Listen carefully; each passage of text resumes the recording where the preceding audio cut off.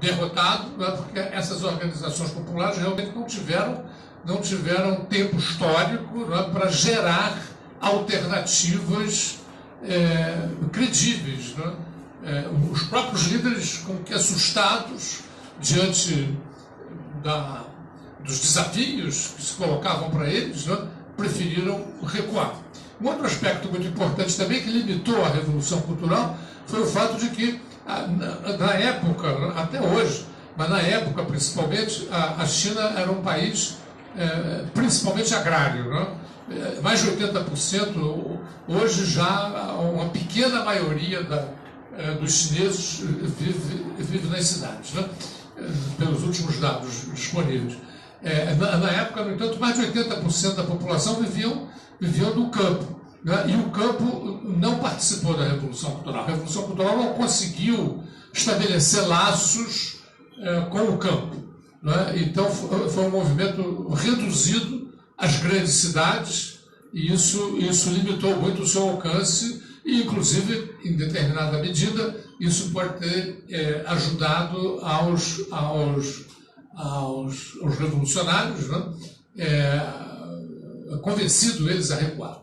O outro aspecto também, eu acabo agora, um outro aspecto também que é muito importante, que foi uma verdadeira armadilha em que caíram os líderes da Revolução Cultural, foi o delirante culto à personalidade do Mao, que foi empreendido no processo da Revolução Cultural. A justificativa dos revolucionários na época era que, como o partido ia ser profundamente chacoalhado, como as estruturas do Estado iam ser profundamente agitadas, era necessário que houvesse um elemento de coesão.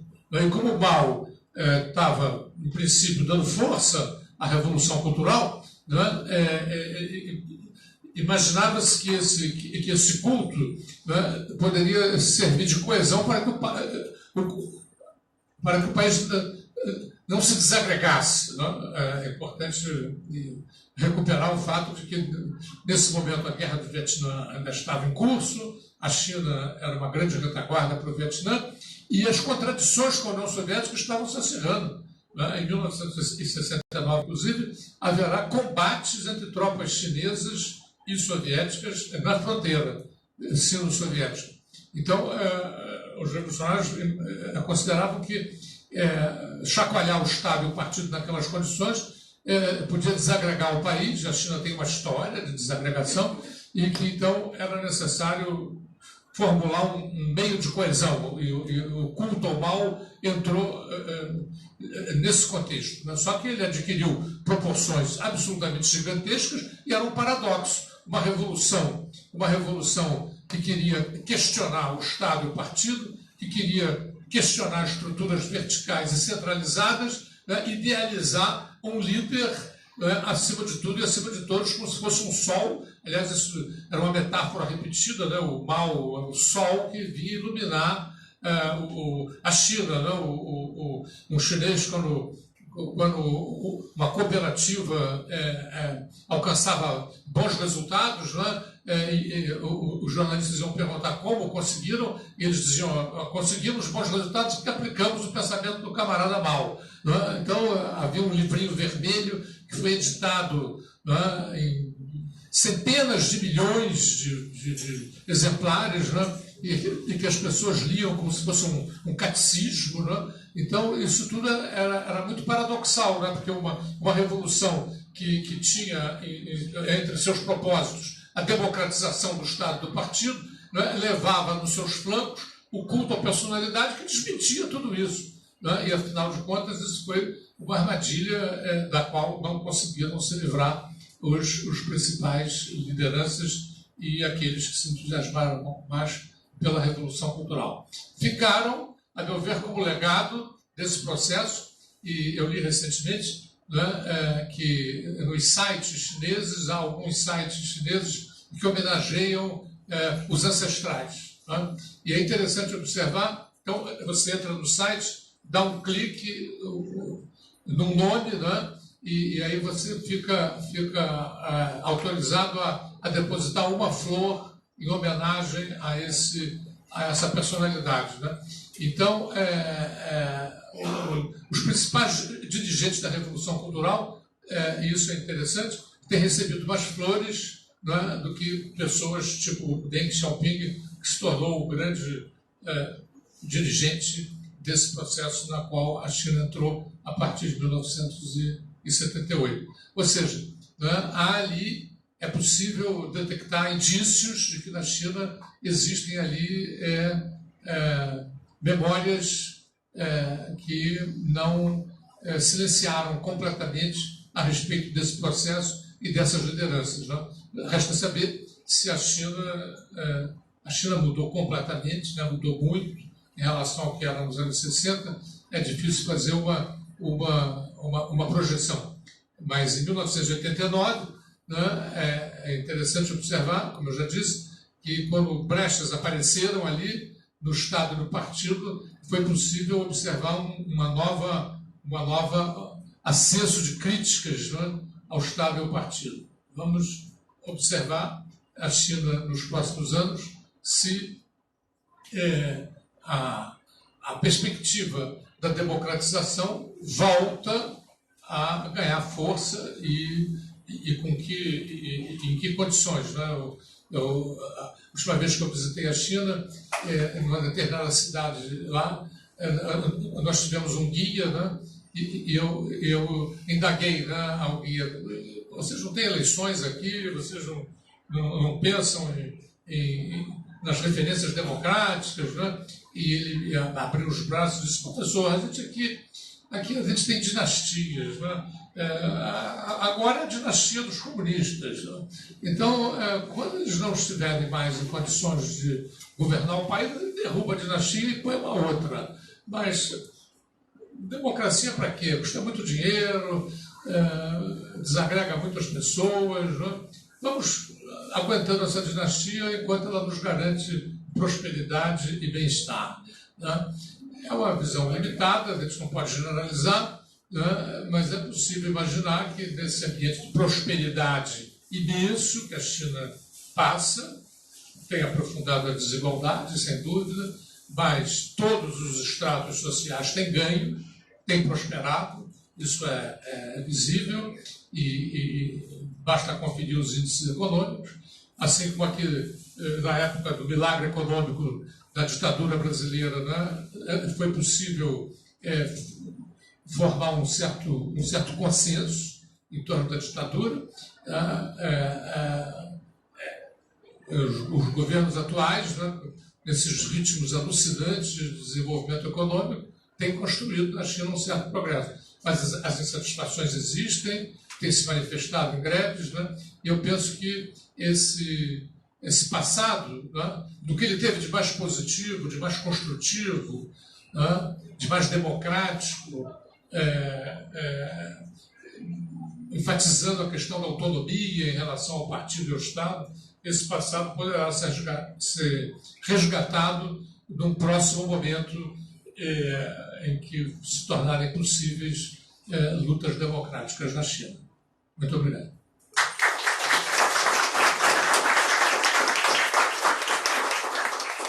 Gente, agora a gente abre para perguntas. Alguém quer fazer? Por favor. Eu sei que há muitas coisas a falar sobre o Brasil em relação a isso, mas eu queria colocar uma questão de saída para depois eu falar as coisas, que é: qual foi o papel dos Estados Unidos durante esses acontecimentos, tanto na Europa, como na China? Qual foi o papel dos Estados Unidos?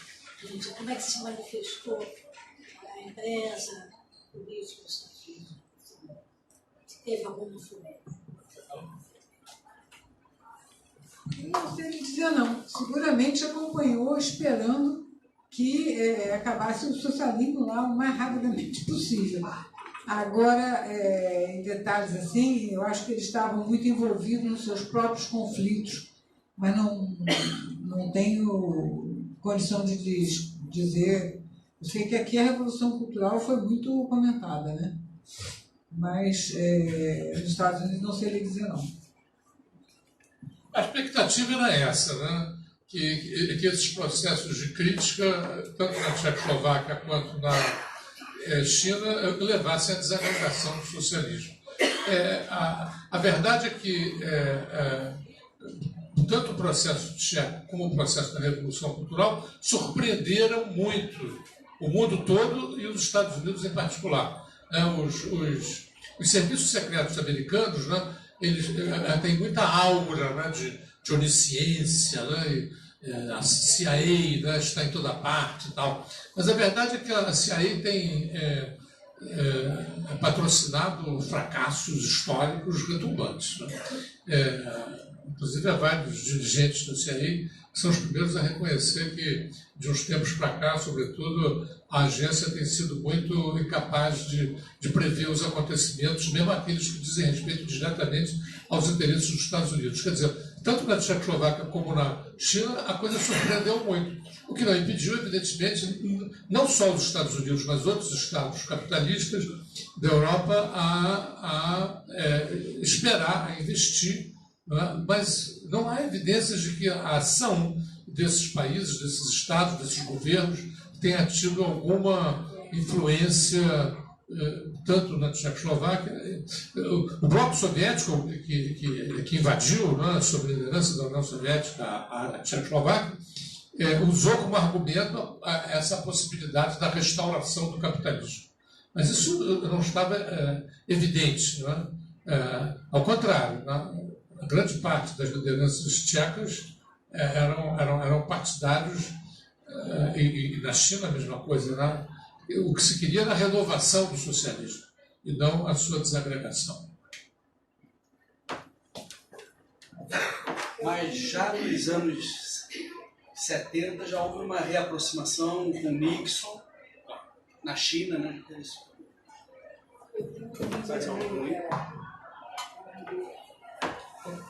Professores, eu tenho uma pergunta para cá, por favor, para o professor Daniel. O senhor comentou rapidamente a relação entre o Maio de 68 na França e a Revolução Cultural na China. É uma coisa que sempre me chama atenção, porque eu sei que no Maio francês existiram vários agrupamentos que se diziam maoístas, né? Inclusive, há muito tempo atrás eu vi um filme que me incomodou bastante. Eu achei o filme horrível, muito chato, que é a Chinesa, do Godard. Eu achei insuportável o filme, né? Uma menina na cama lendo o livrinho vermelho do mal. Muito chato. Mas é uma influência, né? O Godard, durante o período, foi maoísta. Eu queria que o senhor aprofundasse um pouquinho mais dessa relação entre o Maio francês e a influência da Revolução Cultural nesse momento. Para a professora, eu tenho uma pergunta que é o seguinte. Eu acho que existem 3 atores nesse processo de Praga, né? A Tchecoslováquia, a União Soviética e o Pacto de Varsóvia. A minha impressão, que eu queria que a senhora me esclarecesse, é que foi mais uma pressão dos países do Pacto, né, de Varsóvia, a invasão, do que pela própria política de Brezhnev na União Soviética. O que a senhora acha? É mais pressão mesmo da burocracia stalinista, Moscou, ou realmente os outros países pressionaram para que a Moscou tomasse uma posição mais firme? Ô, Manuel, eu acho que são a mesma coisa. O Pacto de Varsóvia estava muito ligado aos interesses de Moscou e, ao mesmo tempo, vamos dizer assim, as deficiências que a população via, a vontade de liberalizar, de apresentar alternativas, era a mesma para todos os países. Agora, sem dúvida nenhuma, Moscou mantinha uma liderança muito forte. Você tem, por exemplo, a RDA, que era muito, vamos dizer assim, levantava a bandeira do purismo, né, do socialismo, não admitia nenhuma mudança, nem nada, mas estava muito ligada a Moscou. Ninguém ali tinha uma independência que fizesse frente a Moscou. Eu tenho a impressão que, tanto que eles ficam dependendo da posição de Brezhnev. Quando a Alemanha propõe, Walter Ulbricht propõe a invasão da Tchecoslováquia, ele disse, não, vamos esperar. Quer dizer, é ele que, quando lança o manifesto das 2.000 palavras, ele ainda assim, quando a Alemanha quer invadir, propõe a invasão do Pacto de Varsóvia, O Brezhnev, nós vamos aguardar, mas imediatamente manda do cheque proibir o manifesto. Ele bate o martelo. É ele que bate o martelo. Sempre foi a União Soviética que bateu o martelo. Eu vou passar para o Daniel. Eu tenho ganho da Renê um livrinho vermelho de Mao Tse Tung, que é lá na minha chuva. Não vai você. Também tem uma versão francesa, né, do livrinho do... Eles exportaram, inclusive, muito esse livrinho. Né? Me lembro de ter encontrado em Cuba um comandante, inclusive era brasileiro, que se exilou em Cuba e era o comandante da Marinha Mercante, né? E ele comandava um navio mercante cubano e dizia para nós lá que quando ele chegava na China, abarrotavam o navio de livrinhos vermelhos e eles tinham que aturar aquilo, mas quando chegavam no alto mar, jogavam tudo no mar. Os Panteras Negras vendiam o livro vermelho para carregar dinheiro. O livrinho vermelho. A sua pergunta, né? Realmente se formou no âmbito da Revolução Cultural, né, se formou uma espécie de internacional maoísta. Né? Grupos revolucionários, um pouco por toda parte, sempre muito minoritários, né, incorporaram o maoísmo. Aqui no Brasil, o PCdoB, né, embora quando ele se constituiu, não era expressão do Partido Comunista Chinês, mas depois se aproximou da China e constituiu com a China uma aliança. E depois as suas dissidências mantiveram uma reverência, né, em relação à Revolução Chinesa e à Revolução Cultural. Inclusive, muitas vezes, quando a Revolução Cultural já estava domesticada, né, muitos intelectuais europeus, né, iam para a China, né, e se empolgavam lá com visitas guiadas, né, como eles não sabiam falar chinês, né, então eles iam engolindo o que diziam e saíam de lá ainda falando da Revolução Cultural. Um grande intelectual francês, Charles Bettelheim, publicou muitas coisas sobre a Revolução Chinesa, empolgado com a Revolução Cultural, e já ela estava nos estertores, né? Mas eles continuavam imaginando, né, que a Revolução estava forte por desinformação. Aqui no Brasil também houve muitos grupos, né, que se disputavam, as dissidências do PCdoB, depois teve o PCR também, que quando eu fiz minha tese de doutorado sobre as organizações comunistas brasileiras, né, foi possível consultar muitos jornaizinhos bibliografados, né, onde as referências, né, à Revolução Cultural se mantinham vivas, como se o processo estivesse ainda em curso. Né? Na Revolução Cultural, um dos grandes slogans, né, era a necessidade de proletarizar os estudantes. Né? Isso foi uma referência para muita gente aqui no Brasil e em outros lugares do mundo, né? Filhos da classe média que foram para as fábricas ou para as favelas ou para os campos, né? Imaginando ali poder desempenhar um papel de fermento revolucionário. Né? E realmente as contradições do processo não puderam ser tão bem estudadas. Né? Não porque a China seja enigmática e misteriosa, não, um certo discurso no Ocidente que diz se fundamenta nessa coisa de dizer que a China é misteriosa, impossível, enigmática, né? O Oriente, né? É uma contrafação. Né? Os chineses são os seres humanos e é possível perfeitamente entendê-los. O problema é que você tem que conhecer o chinês e poder falar com eles, ler o que eles escrevem, para você poder fazer uma boa análise, né, do que se passa. O que faltou muito na época, né? Isso fez com que muitos desses grupos maoístas, né, finalmente se tornassem quase caricaturais, porque eles queriam reproduzir em sociedades industrializadas, extremamente sofisticadas, né, padrões que vinham de uma sociedade agrária e que vivia condições inteiramente diferentes. Acrescentar alguma coisa meio gaiata, que também, mas aí não é a Revolução Cultural, é a própria questão das relações sino-soviéticas, né, que estavam já bem, então nos anos 61, 62, quem quisia, dentro do partidão, mas quem estava insatisfeito com a posição do partidão se dizia chinês. Então o que a gente fazia? Eu fui chinesa um tempinho, a gente andava com o Gemin de pau debaixo do braço.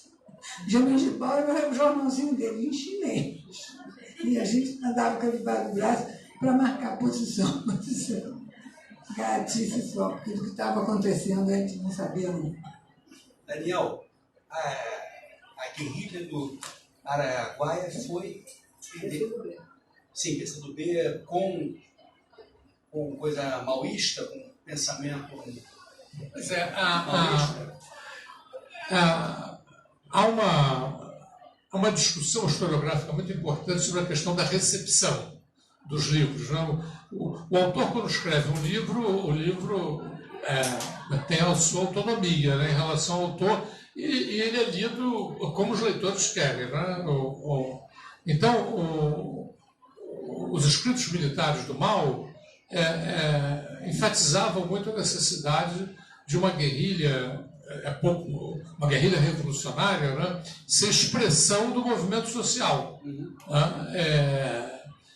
No entanto, o que o PCdoB fez lá no Araguaia, e isso foi reconhecido por próprios dirigentes do PCdoB, como Pedro Pomar, por exemplo, foi um foco guerrilheiro no padrão debreísta-guevarista. Não tinha nada a ver com os ensinamentos do Mao Tse-tung, o que não impedia que os militantes do PCdoB lá no Araguaia levassem debaixo do braço os escritos militares do Mao. Né? Eles liam o Mao, né, e faziam dele o que desejavam. Né? O que desejavam. É o leitor que determina a sorte do livro, não é o autor. O autor escreva ele o que ele pretende escrever, né? É o leitor que define o destino do livro. E o Mao, que não tinha nada a ver com a proposta foquista, guerrilheira, provinda lá do Che e do Régis Debray, né? Acabou ali nas selvas do Araguaia, né? Inspirando os revolucionários que estavam fazendo coisas em nome do maoísmo, mas que não tinha nada a ver com o maoísmo. Mais algo? Como aqui?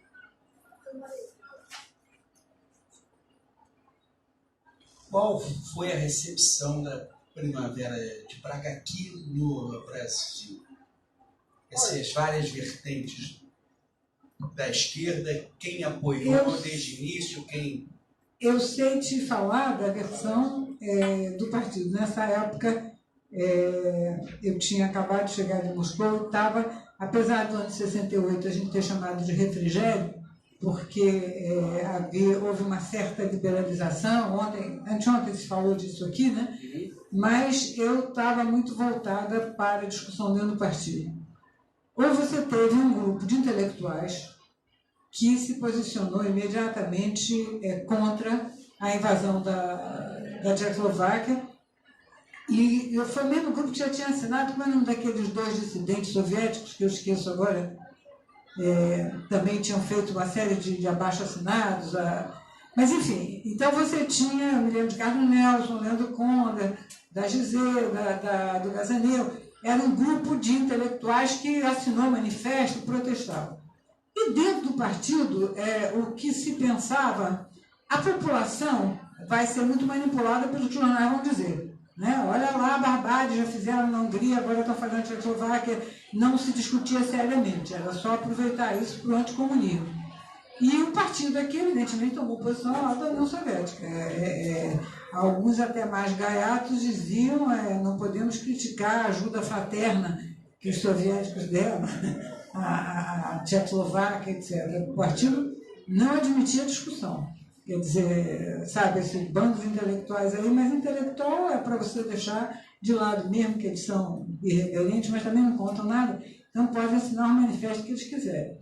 Mas foi uma posição fechada, isso do ponto de vista do partido, né? Em apoio ao Pacto de Varsóvia, à invasão, sempre assim. Você não pode, quando mesmo você discutia, mas meu Deus do céu, na época do Stalinismo, tanta barbaridade foi cometida, mas naquela época, se você abre, você fala contra o Stalin, você abre o flanco para os americanos entrar. Essa sempre foi Há uma luta maior. Uma luta maior e a mesma coisa. Você não pode permitir, porque se você permitir, o socialismo acaba. É claro que os Estados Unidos e os países capitais estavam doidos para acabar com... Mas isso não justifica nada, né? Então, agora a população, só os jornais falavam contra a invasão, evidentemente, as manchetes e tal, mas ficou nisso. Fica o registro aqui, né, que a dissidência da Guanabara, né, fez uma nota crítica. E isso foi um grande... Uma nota crítica à invasão. E a União Metropolitana dos Estudantes, que era uma entidade de massa, também fez uma nota crítica à invasão da Tchecoslováquia. E isso foi algo excepcional, porque as esquerdas alternativas ao partidão, embora muito críticas ao partidão e à União Soviética, tenderam a silenciar, porque o Fidel Castro, que era o grande patrono das esquerdas alternativas, fez um discurso apoiando a invasão da Tchecoslováquia. Aliás, a própria China, que tinha fundas contradições com a União Soviética, embora criticando a União Soviética, também criticava o movimento da Tchecoslováquia como restaurador do capitalismo. Eu tenho a impressão que apoiaram o Roosevelt, né, o americano, né, o Roosevelt apoiou a invasão, o Guevara e o Fidel e o nosso amigo português, o Cunhal. Também foi. Álvaro Cunhal também apoiou. Agora, só para nós, não tem. Os comunistas italianos foram contra. Foram contra. Esse aí foi contra. Agora, esse ser contra, que o Daniel citou, da dissidência, não tem nada a ver com o ser contra dos jornais, essa coisa toda. Né? Não contra numa perspectiva de esquerda. Né? Mais alguém aí, que ele já está terminando. Então, Daniel, para finalizarmos, essa volta do culto à personalidade com esse presidente chinês que voltou a poder ficar no governo até a sua morte. Você tem alguma coisa a dizer? Nós conversávamos até a importância de pensamento de Confúcio também na China, né? Isso dá muita tristeza, né? Inclusive porque o próprio Deng Xiaoping, pelo qual eu não tenho nenhuma admiração, né, ele tinha estabelecido claramente a necessidade dos presidentes chineses se alternarem. Né? E esse homem está rompendo com essa tradição, essa pequena tradição, e se instaurando como um homem providencial. Né? Eu acho que isso é péssimo, né, do ponto de vista do socialismo. Agora, é interessante como uma parte considerável das esquerdas apoia isso, ou silencia, porque a China é vista, com razão, como uma alternativa aos Estados Unidos. Né? E há uma grande expectativa que essa aliança dos BRICS possa prosperar, sobretudo agora, nessa conjuntura em que o Trump define uma linha muito isolacionista. Né? Então, isso pode acabar, por tabela, involuntariamente, fortalecendo esse processo aí das alianças da China com os demais países no âmbito do BRICS, né? Rússia, África do Sul, Índia e Brasil. Então, em nome disso, né, as críticas à China têm sido bastante moderadas no âmbito das esquerdas, porque as esquerdas brasileiras são muito nacionalistas, né? Então elas pensam muito em termos do interesse do Estado brasileiro, de sorte que a China aparece como um aliado, que é preciso não hostilizar. O inimigo principal, são os Estados Unidos, os países capitalistas, e esses devem ser criticados. E aí neutraliza-se a crítica, a meu ver, importante. A meu ver, não existe socialismo que não seja democrático. Então, amortece-se essa crítica ao homem providencial chinês nesse momento. Posso fazer uma última? Rapidinho. Já que, com curiosidade também, eu fiquei meio perplexo quando eu vi ele falando em reativar, recuperar o marxismo. A China, que é uma economia profundamente capitalista internacionalmente, o que quer dizer isso, recuperar o marxismo para ele? Pois paradoxalmente, apesar dessa via desenvolvimentista, e extremamente articulada com o capitalismo financeiro internacional, as grandes empresas internacionais estão todas investindo pesadamente na China, fazendo-se a ressalva de que elas são, a sua penetração é regulamentada e sob controle do Estado. Então, a China nunca perdeu, em termos oficiais, a sua vinculação a uma proposta de construção do socialismo. Eles dizem que o que está em curso é um socialismo com as cores da China, que, inclusive, em termos formais, é um resgate da tradição instaurada pelo Mao. O Mao, ao propor uma estratégia de guerra de guerrilhas a partir dos camponeses, ele inovou completamente em relação ao padrão das revoluções russas. E isso foi chamado, então, desde 1945, incomodou muito o Stalin, quando essa formulação apareceu pela primeira vez, eles estavam fazendo lá na China a sinização do marxismo, ou seja, a redefinição do marxismo às condições específicas da China. E a partir daí, eles mantiveram isso, e nunca abandonaram isso. Mesmo o Deng Xiaoping dizia que a China precisava se modernizar, precisava prosperar, que o socialismo não se construía com base na miséria, então era preciso prosperar, mas isso nunca significaria o abandono do socialismo. De sorte que permanece o Partido Comunista, eles têm um Instituto de Marxismo-Leninismo, eles têm revistas internacionais, eles estão festejando nesse momento o bicentenário do Marx. Marx nasceu em 1818, está completando 200 anos, e isso está sendo objeto de seminários. Há pesquisadores chineses que se identificam com o marxismo e sustentam que será possível manter essa perspectiva. O animal em que se transformou a China, ele é muito híbrido, é uma coisa que surpreende o mundo todo, porque ele tem orelhas e nariz capitalistas, olhos e braços socialistas. Então, ali é um híbrido é um animal muito estranho, é uma experiência muito inovadora, mas a verdade é que o Estado chinês mantém controle, regulamenta estritamente o desenvolvimento econômico, não perde o controle.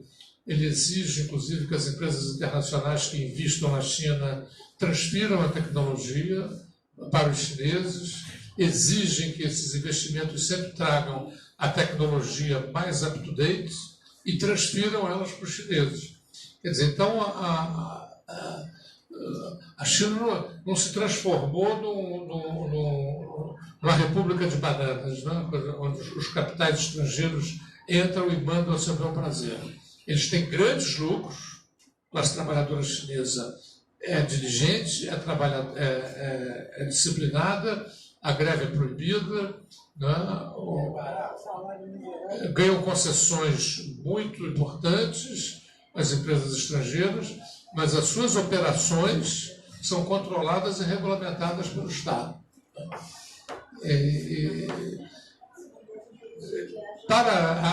A meu ver, o que está em curso ali é muito mais a afirmação de um Estado nacional poderoso, né, identificado com referências nacionalistas, do que propriamente um socialismo, né? Porém, o fato é que a doutrina socialista, desde que ela foi formulada no século XIX, ela tem recebido muitas definições e redefinições. De um lado, você tem uma crítica que diz, bom, isso tudo não é socialismo. Eu, como historiador, tendo a considerar que são, a meu ver, o processo histórico é mais forte do que os livros. Não? Realmente, o que aconteceu na União Soviética depois das revoluções, em Cuba, na China, né, não tem nada a ver com os livros a respeito do socialismo. Mas eu penso que a experiência histórica tem mais força do que os livros. Né? O socialismo vai se fazendo ao longo da história, de acordo com as circunstâncias, com as opções das pessoas e de suas lideranças, né? E vai adotando fisionomias muito diferentes daquelas previstas nos livros fundadores.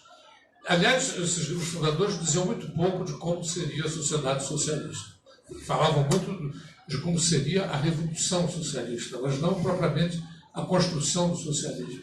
Só que isso permaneceu muito aberto mesmo nos livros. Ou seja, se entrincheirar nos livros para dizer que há muita gente que faz isso, inclusive o meu próprio irmão, Vladimir Palmeira, que veio aqui, tem um livro muito interessante chamado União Soviética, existe socialismo nisso? Né, em que ele, como muitos outros, afirmam que o socialismo ainda não existe. Enfim, nunca existiu no mundo. Talvez exista um dia, mas todas essas experiências não foram socialistas. Porque não foram democráticas, não deram liberdade de organização à classe operária, e socialismo era isso, ou pelo menos pensava-se que era isso no século XIX. No entanto, a história não se desenvolve de uma forma prescrita, né? E entre o livro e a história, eu fico com a história, né? Aliás, invocando um grande líder revolucionário, Lenin, né? De quem eu discordo em muitas partes, né? Sua visão autoritária, né? Não compartilho essas referências, mas ele dizia: a árvore da vida é verde, a árvore da ciência é cinzenta. Né? Ele sempre preferia a vida, as circunstâncias da vida, do que a ciência. Por isso que ele tomou atitudes consideradas inusitadas e já desde aquela época contrárias ao socialismo. E só acho que essa discussão se é socialista ou não é socialista é uma discussão que nos leva longe, né? E realmente pode-se dizer que essas experiências se distanciaram muito dos livros, mas são elas que dão corpo, alma, sangue e ossos ao socialismo do século XX e do socialismo do século XXI, né?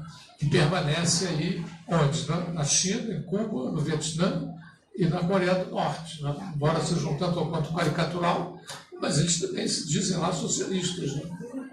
A gente aprende na história a respeitar muito a fala dos nativos. Né? A fala dos nativos. Né? O historiador não pode roubar a fala do nativo e dizer: não, você não é socialista, eu vou dizer quem é socialista e quem não é. Os caras estão dizendo que são. Né? E a Rússia? Não, a Rússia abandonou o socialismo. A Rússia não reivindica o socialismo. Daniel. Vamos lá. A greve. Gente, só para avisar que a nossa quinzena retoma no dia 21 na Argumento com João Moreira Salles e Miguel Lago, falando sobre aquele filme que o João fez no Intenso agora. Tá bom? Muito obrigado. É dia 21, né? Argumento. Aí depois volta para cá, Regina Zappa, depois tem Evandro, Teixeira, Ricardo. Sobre essa questão do horário dia 22, vai ter o lançamento da Regina. Fez, é. E vai ter no mesmo dia, no teu. Embora seja mais ou menos. Pois é, o mesmo tema, mas não deu para